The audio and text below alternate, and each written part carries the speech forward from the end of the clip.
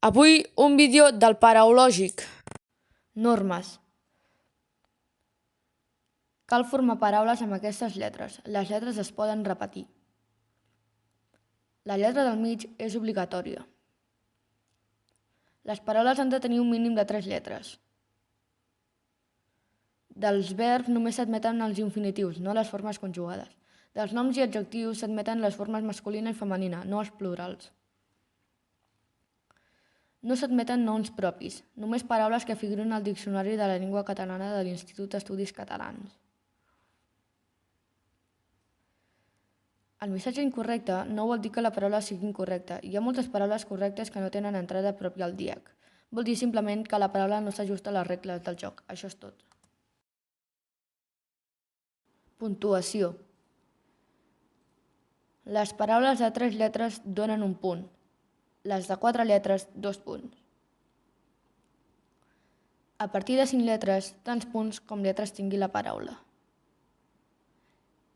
Cada joc inclou almenys un tutti, en què s'usen totes les lletres. Amb cada tutti obteniu 10 punts extra. Anem a jugar!